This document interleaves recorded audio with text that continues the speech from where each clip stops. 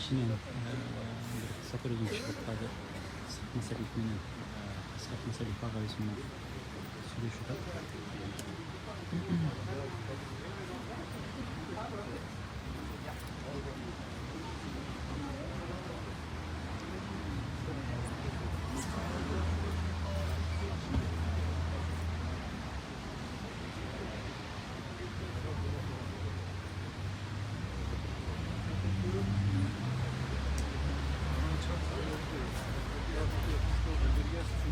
Мен суракка эми сизди азыр чакырам деп айта албайм. Аны мен көргөчүлөргө айтам.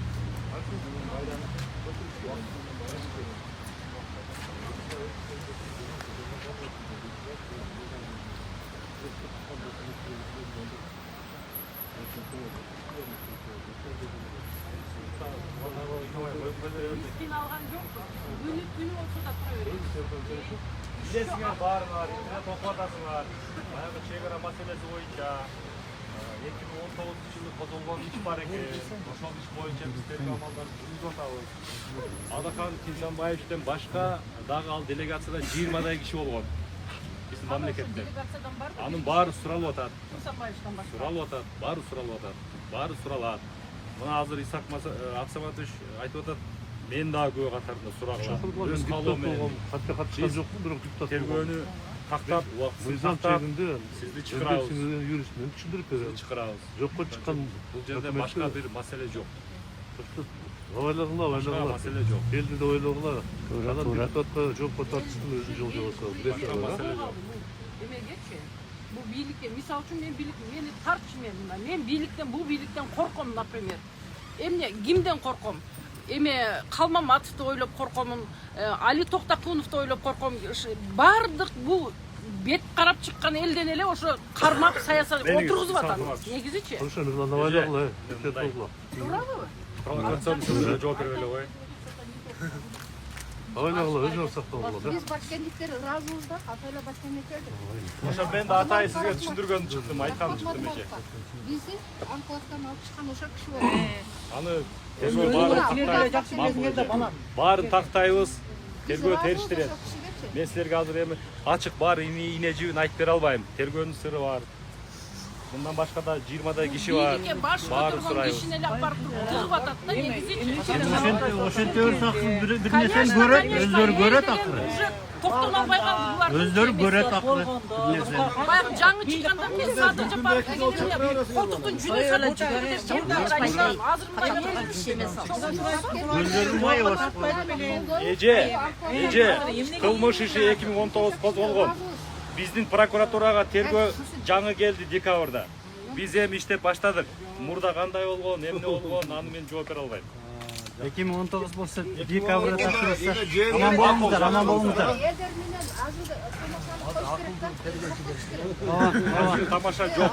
Тергөө амалдары болот.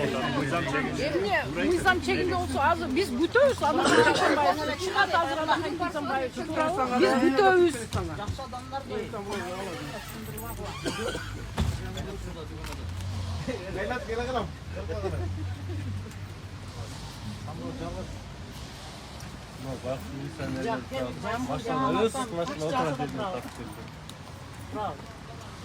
Аны вообще ел уже болбой калды дагы.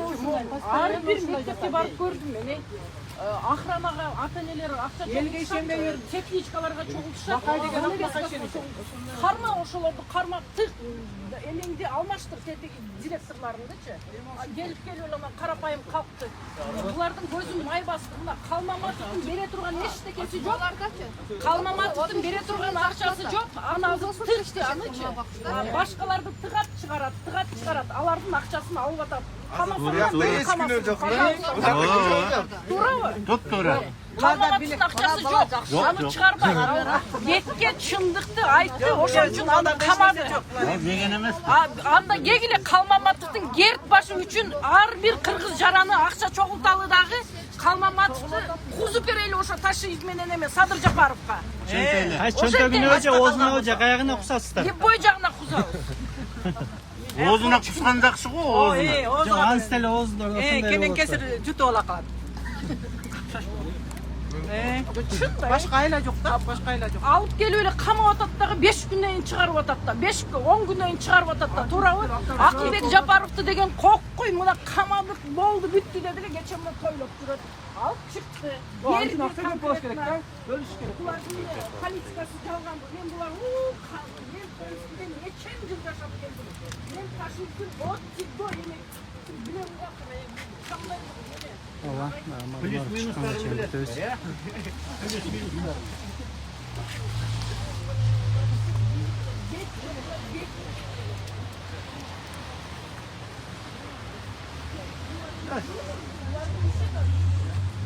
Buraya baktık. Elde bir içeri olan her birine yerine. Gerisini de toplayacağım.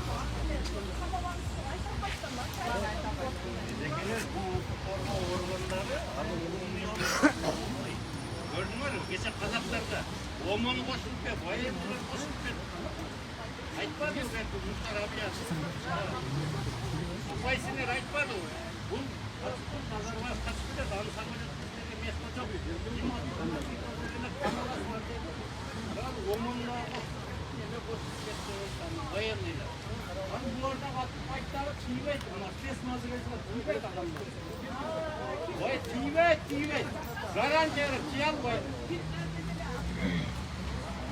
Sırkaz gelse atmayın. Ne? Sırkaz vergen. Aynen da geliyor oğlum oğlum kullanıyor. Oğlum Kazaklar atmaya oğlum kullanıyor.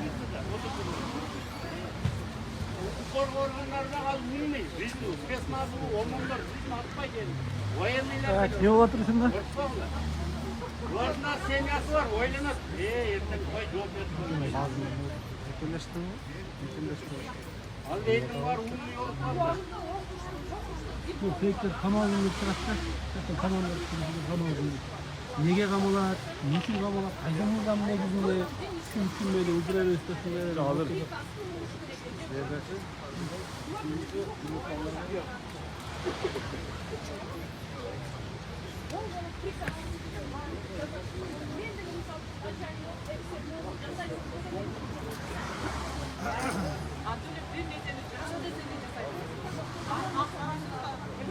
Var, vakit kuvağına çeyin, spor organları takip tutulur. Boşan şu vakit kuvağını attı, 80 adam öldü. Ne orada Stalin kamal kovuldu. İskeleti kalganda. Sayası koguntuk bu koşuna sayası Evet, koguntuk.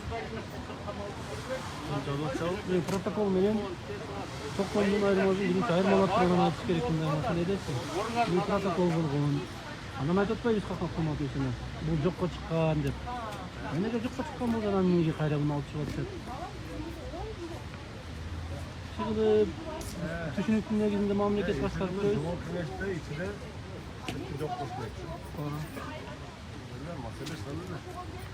Saytmaksa köy işler var da. İşte aşırı turgan işleri. Yeni boşaldı da. Tavukkan.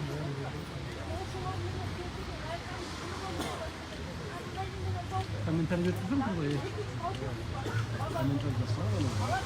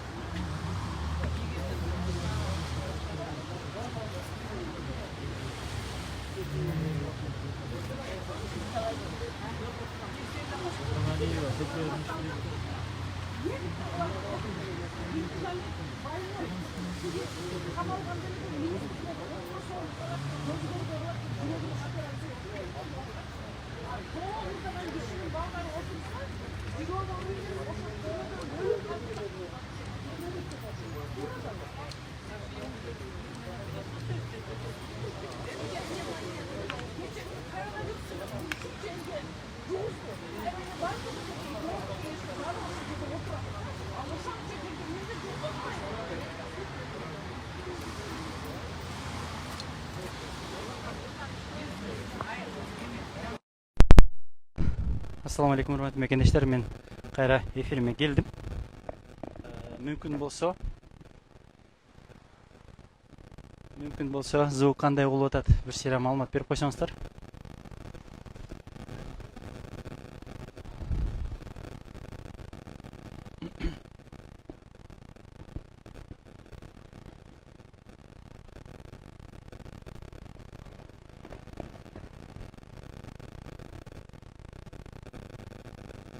Звукту айтып коесуздар, урматтуу мекендештер. Звук кандай болуп атат?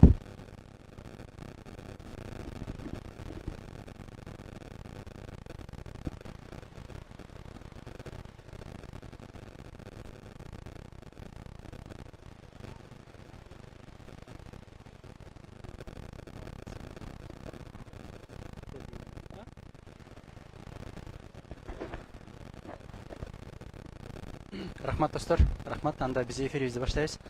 Урматтуу мекендештер, азыр бул жерде суранып атасыздар.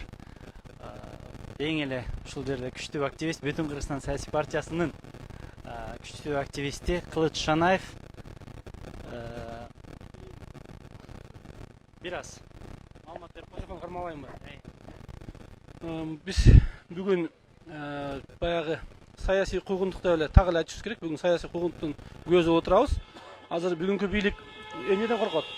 Бүгүнкү бийликтин коркону ошол Мадымаровдун эки эле күндө парламентте кандай тартипке алып келип койгон болсо, эртең бийликти да ошондой тартипке алып келет деп коркот. Бүгүн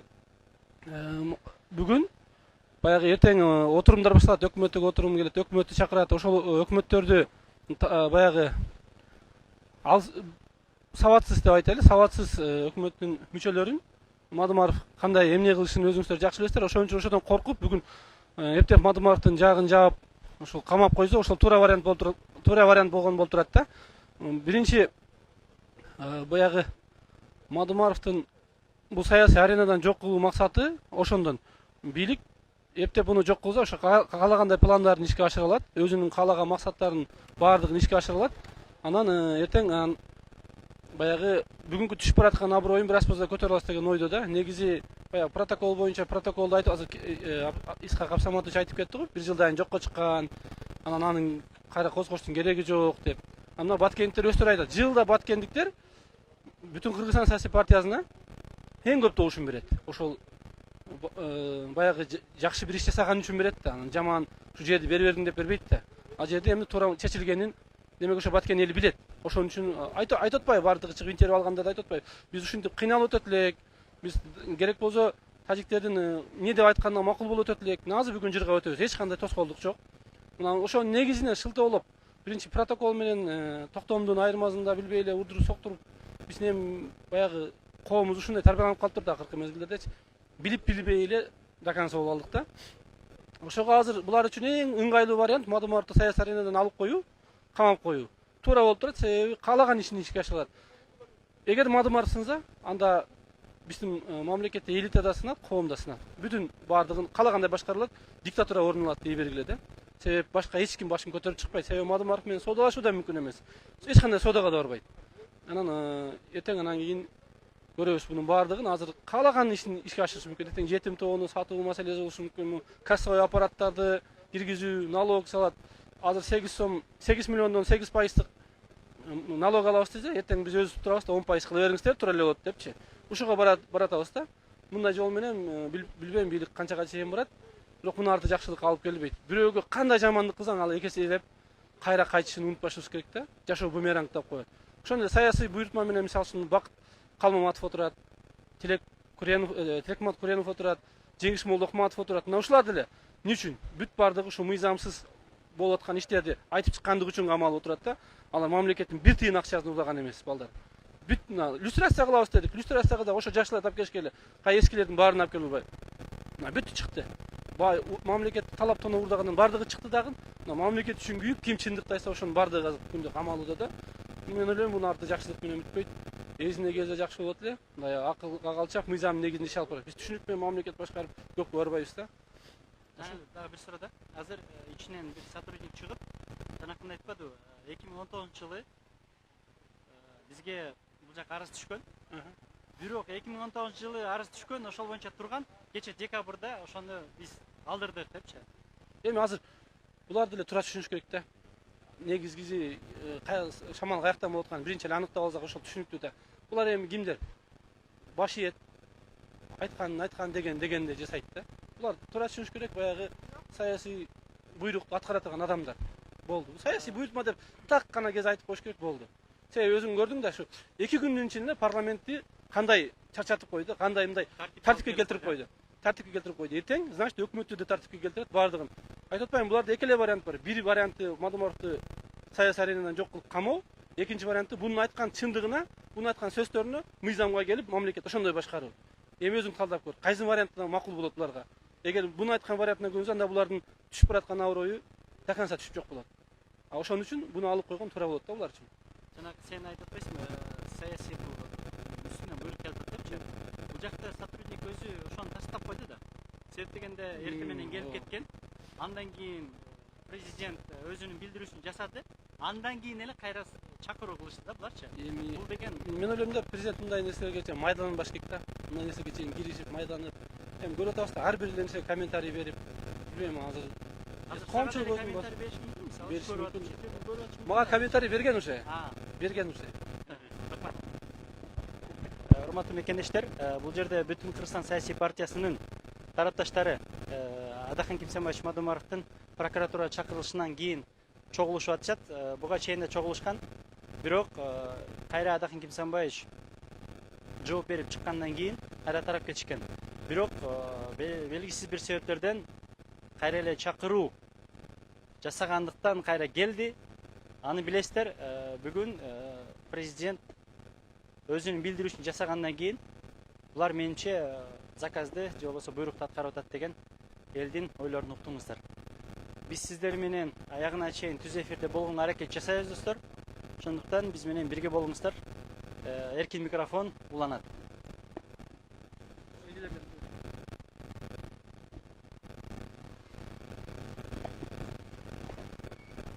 Эже, келиңиз. Жана басыңыз. Бир аздан кийин даярданып аласызбы?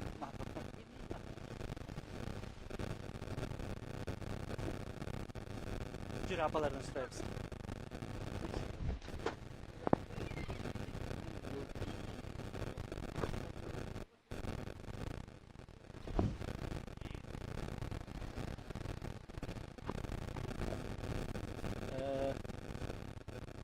Оператор, жүр, жардам берем бизге. Эжем охранасы менен турат. Бул охранасынан дагы терип алсам, сизден алсамбы? Саламатсызбы эже? Сирнисеттерден келдиңизби? Мен ушу Карап турат. Жазып калышат. мен ушу Адахан Кимсенбаевичтин суракка чакырылышын угуп келдим. Эми ол переживать этти. Кыжалат болуп атам. Неге эле кайра чакырат деген кыжалатчык эч бир жүрөгүмдү койбой жатат. Канча жылдан бери эгерде мурда ошондой эмелер болгон болсо, эмне үчүн ушул мезгилге чейин каралбай келген дейм да. Эми келип эле Сары майдай сактап коюшкан. Сары майдай сактап коюп, эми мындай эмеге келгенде, бир аз болсо дагы баягы бийликке келгенде, бийлик дегенде эмне? Депутаттык, эл адамы болуп келгенде, эл адамы болуп кенен-кесири сүйлөй турган маалда, эми ошо ушинтип кайра суракка чакырып жатканы кызык болуп жатат да элге. Түшүнүксүз болуп жатат. Анан эми биз качанга чейин эле ушинтип чындыкты айткан адамды оозун жапкыбыз келет. Эмне бизге жакпайбы?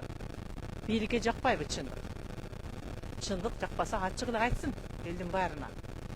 Силердин айткан чындыгыңар жакпайт. Биз өз билгенибизче жашайбыз, биз өз билгенибизди жасайбыз деп эле ачыктан ачык айтпайбы элге чыгып эле.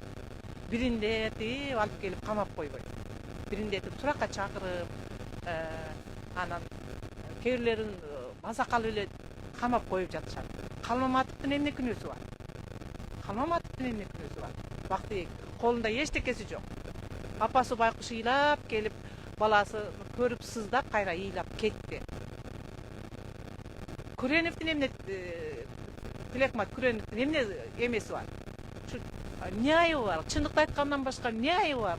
Бирдеме урдады балар, киши өлтүрдү, кандай кылмыш кылды? Ошол жака жаткандай. Анан Жуугуда жана башкасы да. бул эң туура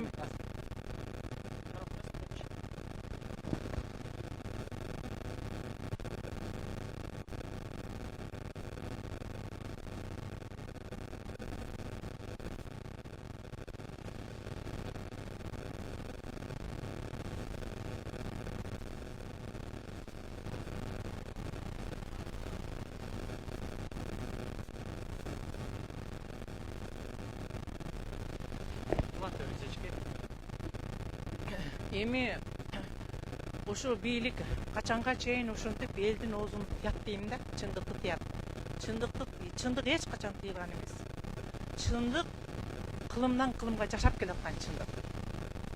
Кыргыз эли чындыкты сүйгөн эл, акыйкатты сүйгөн эл. Бу жаратылышынан чындык үчүн жаралган эл. Булардын ушинтип коркутуп үркүтүүбү кыргыз элин коркута койбосо керек. Коркпосо керек. Мен ошондой деп ойлойм. Бул баягы жарылбаган жарадай болуп турат да. Жарылбаган жарадай болуп турат. Эгерде ушундай сурактарды жүргүзүп, ушундай камоолорду жасай берсе, анан эл анан өзү билет эле. Ошондой чекке жетип калды деп ойлойм. Ошондой эми кез келип калды деп ойлойм да. Мен айтайын дегеним ушул. Рахмат эшкен. Рахмат, мен сиздерге дагы берем микрофонду. Ага чейин башкаларынан. Урматтуу мекендештер, биз ушул жерде топтолгон элден маалымат алып атабыз. Аны баарыңыздар көрүп атасыздар. Мүмкүн болсо звук чыкпай калып жана кандай болуп калса өзүңүздөр айтып деп туруңуздар.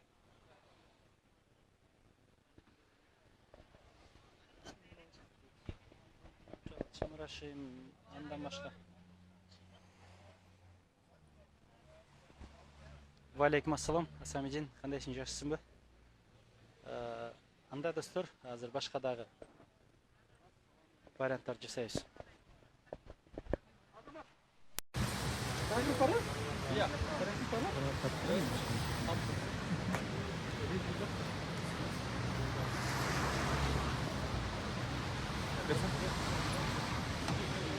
Кылычка акыркы кырдаалдар боюнча Айтып бермедим бе?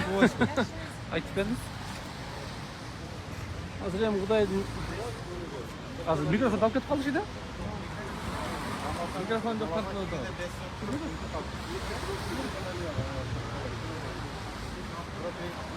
эки дроп 1. Элмуратка. Все, отлично, келиңиздер. Элге кайрылуу кылып койбойсузбу? Элге кайрылуу кылганда эмне эми карап отурабыз, сөргөбө кирип кетти. Кандай жыйынтык болот, күтүп турабыз. Ошого деле кыймыл аракет Калган ушу тергөөнүн жыйынтыгына жараша анан кийин жарандык позициябызды, өзүбүздүн жарандык укугубузду пайдаланып иш аракеттерип атабыз.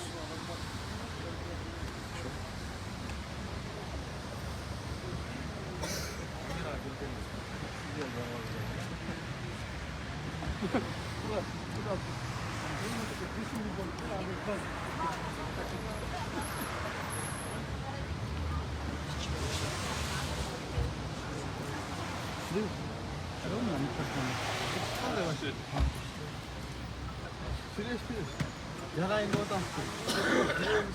Кайда атат?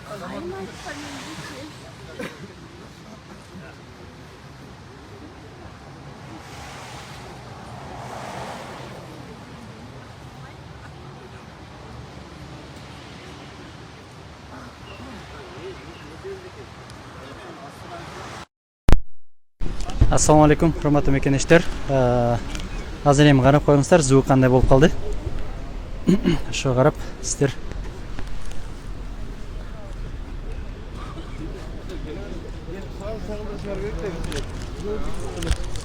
Asamizin, звук qarab qo'ychi. Shu.